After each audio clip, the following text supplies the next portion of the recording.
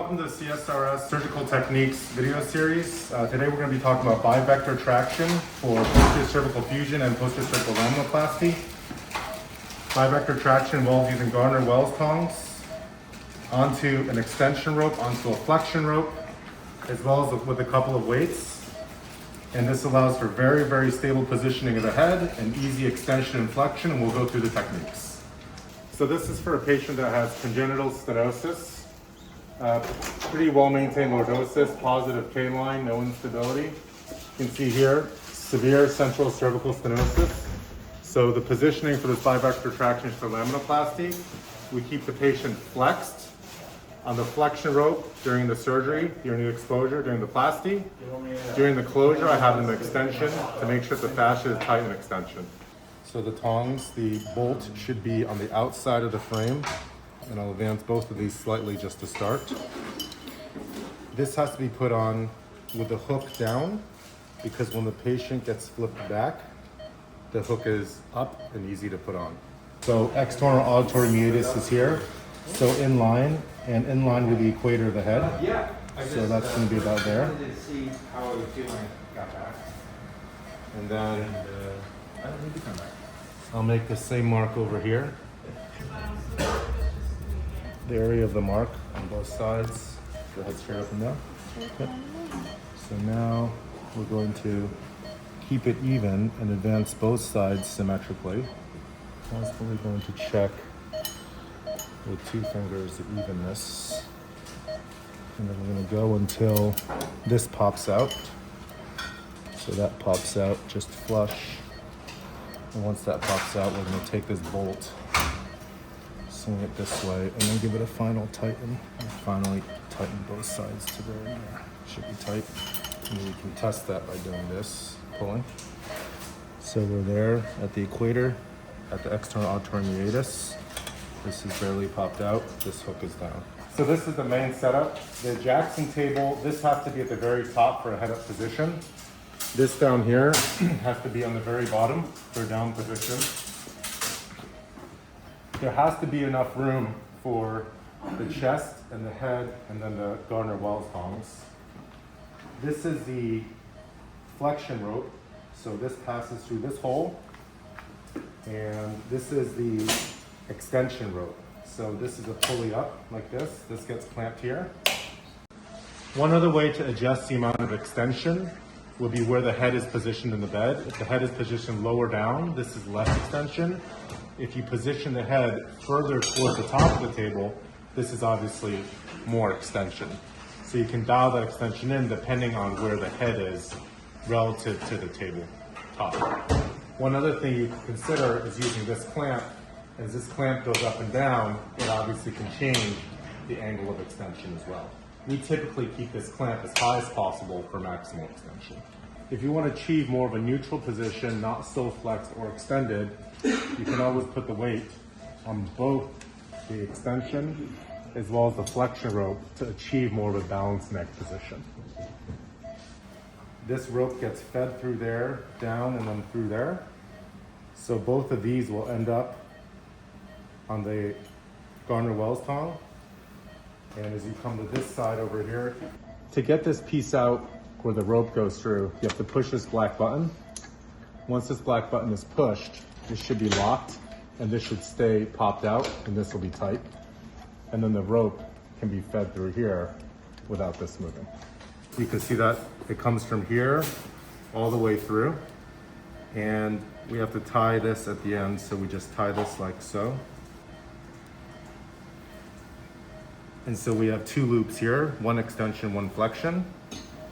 15 pounds of weight, 5, 10, 15 on a hook. And this hook will go on, anesthesiologist will place that on. And we typically will tape these 2 together once this is on the Gardner-Wells tongs, and we'll also put a piece of tape to signify which one is extension and which one is flexion, just so it's easy for the anesthesiologist. So this will be the extension rope, and that correlates to this rope over here. Extension. So yeah, this one's extension. So So then we'll also put a piece of orange tape here. Chest pad here, hip and thigh pad, bunch of blankets here so the knee gets flexed once he's flipped. This is the ASIS, which is going to sit right above that.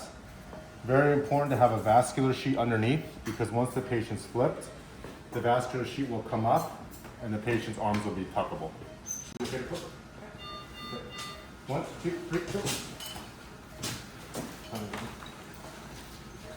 So we're going to attach these two. Okay, 15 pounds? Yep. On So the flexion rope. Alright. So I'm going to go slow on the flexion rope, which is happening right now.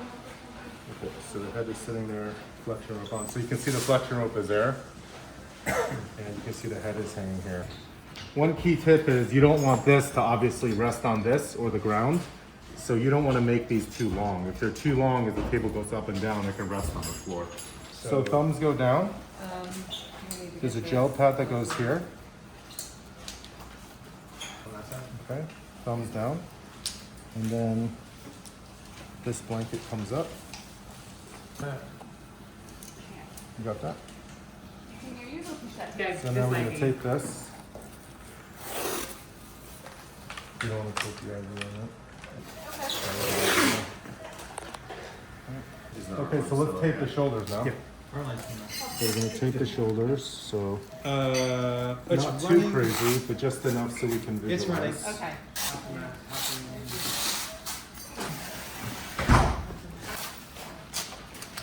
EKGs are off. Yeah, I'll put them back on. This IV is fine, and this IV, they're both fine. We're good? And the arc line is good. Yeah. And you can see from underneath here, this chest pad here is just below the sternal notch, and the head is very stable here on that rope. The head is very, very stable. We tape this very aggressively to make sure that it doesn't come off the ring. So these two are together now, so they won't come off the ring. So on the tongs, this is tight. You see the weight on there. One last thing, just in case, I'm going to take a piece of tape and we're going to thread it down here. Put one below, like that, just in case the head falls. And one for added fixation here, below the tube, like that, just in case the head falls. So I'm grabbing the head. Okay. I have the head. Go ahead and take it off flexion. Okay. Go to extension. Okay. And So this extension rope is now tight here, and this should be able to come up to extension like that. Okay, and then go back to flexion. I'm gonna do. Extension. I'm gonna do flexion. I'm gonna go real slow. Okay, and then now we have flexion heads back down. Holding this frame, Okay. and then Dr. Dinell's going to switch it. I'm gonna switch it. Now. So we're on extension now. So then we're on extension, so now we're going to bring this neck up like that, We're good. an extension like that. Okay? You guys learned something about bivector traction from this CSRS surgical techniques video.